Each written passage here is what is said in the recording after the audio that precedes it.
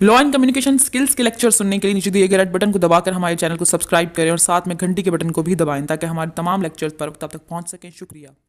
अस्सलाम वालेकुम friend and viewers, I hope all are fine. My name is Mubashar Iqbal. बहुत सारे स्टूडेंट्स ने हमें पर्सनल रिक्वेस्ट की कि सर हमें एलएलबी की एग्जाम की प्रिपरेशन के बारे में और पेपर कैसे अटेम्प्ट करें इसके बारे में हमें एक कम्प्रीहेंसिव लेक्चर बनाकर दें। ये मेरा लेक्चर उन तमाम एलएलबी के स्टूडेंट्स के लिए जो एलएलबी की तैयारी कर रहे हैं और जिन्होंने एलएलबी के एग्जाम देना है। सबसे पहले कि आप एलएलबी की एग्जाम की प्रिपरेशन कैसे करें। मैं नोट्स तो बिल्कुल चूंकि रिकमेंड नहीं करता अपने किसी भी स्टूडेंट को। बहरहाल अगर आप नोट से तैयारी कर रहे हैं या किसी भी सीरीज से तैयारी कर रहे हैं, आया आपके पास मेरे नोट्स अवेलेबल हैं या किसी और ऑथर के आपके पास नोट्स अवेलेबल हैं और आप उन नोट्स से तैयारी कर रहे हैं, तो सबसे पहले आप ये रियलाइज कर रहे हैं कि वो नोट्स अकॉर्डिंग टू लॉ ही हैं या नहीं। मतलब ये नहीं है कि आप लॉ कुछ और है और नोट से कुछ और से आप तैयारी कर रहे हैं, उनके अंदर कुछ और लिखा हुआ है जो कि आपकी सप्ली की बहुत बड़ी वजह बनेगी। सेकेंड थिंग, जब आप तैयारी करें जब आप नोट्स को पढ़ना शुरू करें, आप उनकी प्रिपरेशन स्टार्ट करें, तो आपने जो क्वेश्चन पढ़ा है, जो क्वेश्चन आपने याद किया है, एक दफा आपने उसको पूरे को पढ़ना है, उसको याद करना है। उसके बाद उस सारे क्वेश्चन को आपने एक दफा, कम से कम एक दफा एक पेज के ऊपर लिख लेना है। लिखने के बाद जब भी आपने दोबारा रिवाइज करना उस क्वेश्चन को, आपने दोबारा पूरा क्वेश्चन नहीं लिखना, आपने जस्ट उसकी हेडिंग लिखनी है।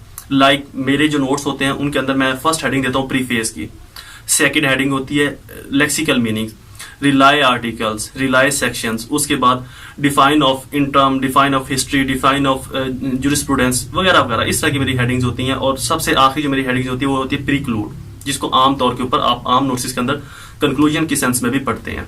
जो भी आपने क्वेश्चन पढ़ा हुआ है उसके तमाम हेडिंग्स को आपने बार बार लिखना है एक पेज के ऊपर, सिर्फ हेडिंग्स को। लाइक प्रीफेस या कहीं पर आप किसी नोट्स के अंदर इंट्रोडक्शन पढ़ रहे हो तो इंट्रोडक्शन को, मीनिंग को, रेलिवेंट आर्टिकल को। अगर मेरे नोट्स पढ़े तो वहां पर रिलाई आर्टिकल होगा, डिफाइन ऑफ जुरिस्प्रूडेंस या डिफाइन ऑफ हिस्ट्री या define of any other sense, जो भी लिखी होंगी उसके अंदर हेडिंग्स। तो आपने हेडिंग्स को लिखना है एक पेज के ऊपर। उसकी 15 या 16 हेडिंग्स होंगी, आपने 1 से 16 तक हेडिंग्स लिख लेनी है।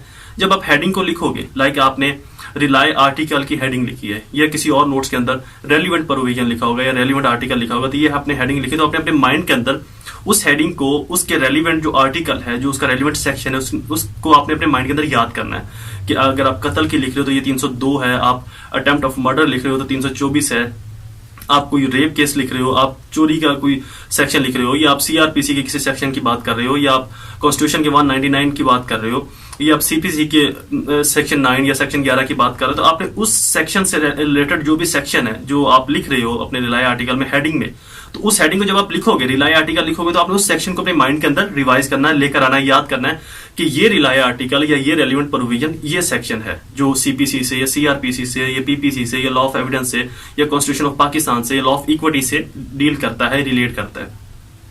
इस तरह से आप बाकी जितनी भी फर्दर हेडिंग्स लिखोगे, हर हेडिंग के बाद उसका जो मटेरियल है उसको आपने अपने माइंड के अंदर रिवाइज करना है, जो आपने मटेरियल पढ़ा हुआ है। लिखना नहीं है, लिखनी सिर्फ आपने हेडिंग्स है। जब आप हेडिंग लिखो, आपने उसके मटेरियल को अपने माइंड के अंदर रिवाइज करना है।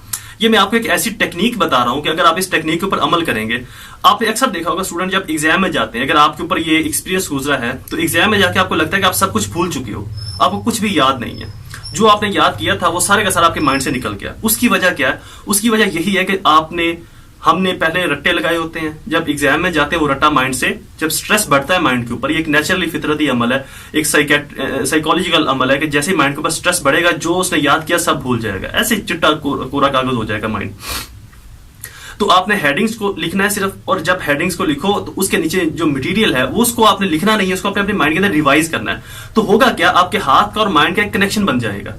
हाथ और माइंड का एक कनेक्शन बन जाएगा, माइंड याद करेगा, हाथ लिखेगा। पेपर में जब आप उस हेडिंग को लिखोगे तो ऑटोमेटिकली आपके माइंड के अंदर वही मटेरियल सारा आ जाएगा जो आपने पहले याद किया था उस दौरान जब आप तैयारी कर रहे थे। तो जैसे ही आपने एक क्वेश्चन की कम से कम 5 से 7 बार हेडिंग्स को लिखना है। ये मैं आपको प्रिपरेशन लेवल बता रहा हूं। एग्जाम से पहले जब आपका अगले दिन पेपर होगा उसकी मैं तरीका और तरह से बताऊंगा।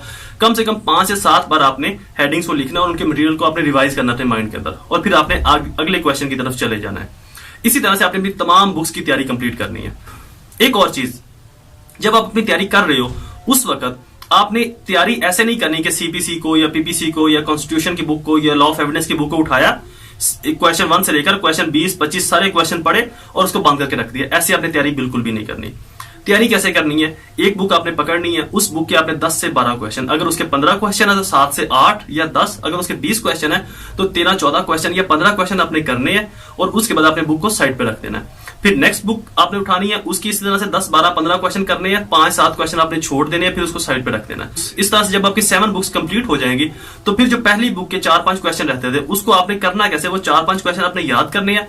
फिर पहले क्वेश्चन से लेकर जितने भी उसके एंड क्वेश्चन आप कर रहे हो या जितने भी उसके क्वेश्चन हैं उन तमाम क्वेश्चन को आपने एक दफा रिवाइज करना है। रिवाइज करने के बाद फिर आपने इसी प्रोसीजर को दोहराना है, उनकी तमाम की हेडिंग्स को लिखना है, बार बार उनकी हेडिंग्स को लिखें और उसके मटेरियल को अपने माइंड के अंदर रिवाइज करें। ये तो तरीका था प्रिपरेशन का, एक आसान तरीका मैंने आपको बताया। अब एग्जाम की रात आपने क्या करना है, एग्जाम से एक दिन पहले सबसे पहले आप अपने माइंड को रिलैक्स करना है, कम डाउन करना है, ठंडा करना है। दिमाग जितना ठंडा होगा प्लानिंग उतनी बेहतर होगी, ये एक मुहावरा है। उसके बाद आखिरी जो आपका दिन होगा, लाइक आपका अगले दिन सीपीसी का पेपर है और आज आपके पास ये टाइम है सुबह का या शाम का, तो आपने क्या करना है, जितने भी क्वेश्चंस हैं उन तमाम क्वेश्चंस की जो हेडिंग है उन तमाम हेडिंग्स को आपने एक पेज पर लिख लेना है। ठीक है, जब आप हेडिंग को लिख रहे हो तब आपने एक तरफ मटेरियल भी देखना, एक तरफ हेडिंग लिखनी है। लाइक आप उसका एक क्यूएसओ की एक हेडिंग लिख रहे हो स्टॉपल की, तो आपने रेलिवेंट प्रोविजन भी लिख दिया साथ, और साथ में उसकी हेडिंग का मटेरियल भी आपने माइंड के अंदर याद कर लिया। तो इस तरह से तमाम क्वेश्चंस की आपने हेडिंग्स को लिखना है। उसके बाद आपने सिर्फ हेडिंग्स को अपने सामने रखकर उन जब हेडिंग्स का प्रीफेस, प्रीक्लूड, इंट्रोडक्शन, रेलिवेंट प्रोविजन है जो भी आपके पास लिखा हुआ है, जब आपने उसको पढ़ना है तो उसके तमाम मटेरियल को अपने माइंड के अंदर रिवाइज करना है, रिवाइज करने की कोशिश करनी है।